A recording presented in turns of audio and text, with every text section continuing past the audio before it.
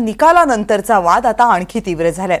कथित ईव्हीएम घोटाळ्या प्रकरणी ठाकरे गट कोर्टामध्ये धाव घेणार आहे। या प्रकरणाचा आढावा घेऊयात एनडीटीव्ही मराठीच्या या रिपोर्टमधून। त्यांनी हा विजय आमच्याकडनं हिरावून घेतलाय। चोरून ज्याने विजय मिळवला तो लोकसभेत जाऊन शपथ घेणार। हे गिरे तो भी टांग ऊपर। मुंबई उत्तर पश्चिम मतदारसंघातील निकालावरून ठाकरे गटाने आक्रमक पवित्रा घेतलाय।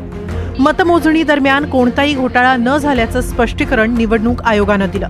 मात्र निवडणूक अधिकाऱ्यांवरच भाजपचा दबाव असल्याचा आरोप ठाकरे गटाने केलाय। त्यामुळे या प्रकरणाचा तपास पूर्ण झाल्याशिवाय रवींद्र वायकरांना खासदारकीची शपथ देऊ नये अशी मागणी संजय राऊतांनी केली आहे। तर अनिल परब यांनी 2 दिवसात न्यायालयात धाव घेणार असल्याचा इशारा दिलाय। हा विजय हा आमचा झालेला विजय, त्यांनी सरकारी यंत्रणेचा गैरवापर करून त्यांनी हा विजय आमच्याकडनं हिरावून घेतलाय। रवींद्र वायकरांना लोकसभा सदस्यत्वाची शपथ घेण्यापासून थांबवलं पाहिजे निवडणूक आयोगानं। जोपर्यंत ह्याची पूर्ण शहनिशा होत नाही, संशय दूर होत नाही, तोपर्यंत रवींद्र वायकरांना लोकसभेच्या सदस्यत्वाची शपथ घेण्यापासून थांबवणं हीच लोकशाही आहे। काय मी आणि माझा पक्ष हे गौण आहेत ना, वेगळे आहेत, पण आम्हाला मतदान केलं त्या 4.5 लाख मतदारांना जर का वाटत असेल तर मी आणि माझा पक्ष लढणार ना। आम्ही काय आमच्याकरता आक्षेप घेतलेला नाही आहे। कोणतरी जिंकतं कोणतरी हरतं, परंतु जर का त्याच्यामध्ये जर का संशय निर्माण होणाऱ्या जर का गोष्टी घडत असतील आणि जर का तुम्हाला दिलेल्या मतदाराला जर का वाटत असेल की ह्याच्यामध्ये काहीतरी घडलेलं आहे तर त्यांच्यासाठी लढणं हे आमचं कामच आहे। उत्तर पश्चिम लोकसभा मतदारसंघात अमोल कीर्तिकर विरुद्ध रवींद्र वायकर यांच्यात अटीतटीची लढत झाली। ईव्हीएमच्या मतमोजणीत अमोल कीर्तिकरांनी फक्त एका मताची लीड घेतली। मात्र पोस्टल मतांच्या मोजणीनंतर शिंदे गटाच्या रवींद्र वायकरांचा 48 मतांनी विजय झाला होता।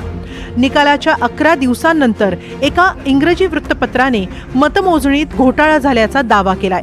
रवींद्र वायकरांच्या नातेवाईकाने ईव्हीएम अनलॉक करणारा फोन वापरल्याची बातमी या वृत्तपत्राने दिली। मंगेश पंडिलकर हे वायकरांचे काउंटिंग एजंट होते। दिनेश गुरव हे आयोगाचे डेटा एंट्री ऑपरेटर होते। दोघांवर अनधिकृत मोबाईलचा वापर केल्याप्रकरणी गुन्हा दाखल करण्यात आलाय। पंडिलकरकडे सापडलेला फोन हा दिनेश गुरव यानेच त्याला दिला होता। ईव्हीएम मशीन अनलॉक करण्यासाठी त्या फोनचा वापर झाल्याचा आरोप आहे। फोनमधील डेटा शोधण्यासाठी तो फॉरेन्सिककडे पाठवण्यात आलाय। दरम्यान संजय राऊतांनी कथित गुन्ह्यासाठी वापरलेला फोन बदलला असल्याचा संशय व्यक्त केलाय। तर निवडणूक यंत्रणा हाताशी नसती तर एनडीएच्या 40 जागाही निवडून आल्या नसत्या असं आदित्य ठाकरेंनी म्हटलं। वायकरांच्या नातेवाईकांचे फोन जे तिथे फिरत होते आतमध्ये, अधिकाऱ्यांचे फोन घेऊन जे का उद्योग चालले होते, तो फोन वंद्राई पोलीस स्टेशनने जप्त केल्यावर वायकर यांचा एक जवळचा माणूस रिटायर्ड पोलीस अधिकारी सातारकर हा सातत्यानं 4 दिवस वंद्राई पोलीस स्टेशनमध्ये का येरझारा घालत होता?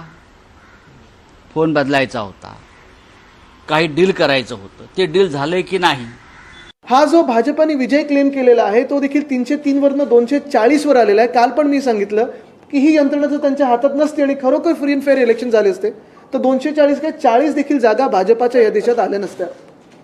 आज आपण पाहतोय वातावरण सगळीकडे हेच आहे, रोष आहे लोकांचा, आणि आज पण आपण पाहतोय की हे सगळं सोडून परत विषय भलतीकडे नेला जातोय भाजपाकडून। मग हे ते ह्यामुळे मतं मिळाली, त्यामुळे मतं मिळाली। मी एवढंच सांगेन की भाजपाला ज्या काही सीट मिळालेल्या आहेत, मतं मिळालेली आहेत, ती ह्या यंत्रणेचा गैरवापर करून मिळालेल्या आहेत। दुसरीकडे नवनिर्वाचित खासदार रवींद्र वायकर आणि मुख्यमंत्री एकनाथ शिंदे यांनी ठाकरे गटाच्या आरोपांमध्ये तथ्य नसल्याची प्रतिक्रिया दिली आहे।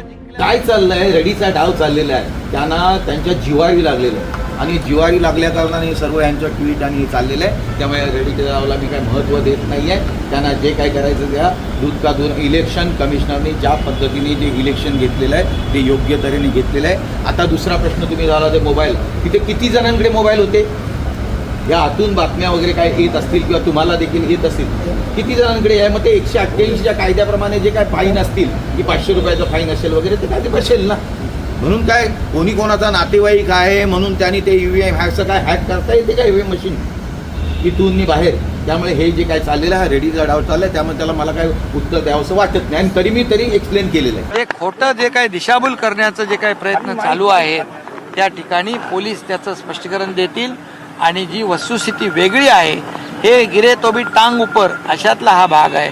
अरे तुमच्या एवढ्या जागा जिंकल्या तुम्ही तेव्हा ईव्हीएमवर संशय घेतला नाही, फक्त रवींद्र वायकर यांच्या ईव्हीएमवर संशय घेता. म्हणजे याचा अर्थ तुम्ही त्या ठिकाणी खोटं लोकांमध्ये पसरवण्याचं काम करताय. हे खोटं बोला पण रेटून बोला हे जास्त काळ चालणार नाही. रवींद्र वायकर यांना तिथल्या जनतेने निवडून दिलेला आहे आणि त्यांचा विजय जो आहे हा जनतेचा विजय आहे. किती काही आदळआपट केली तरी सुद्धा या ठिकाणी जनता शेवटी निर्णय घेते. उत्तर पश्चिम मतदारसंघातील कथित ईव्हीएम घोटाळ्याचा वाद आता न्यायालयात पोहोचणार आहे.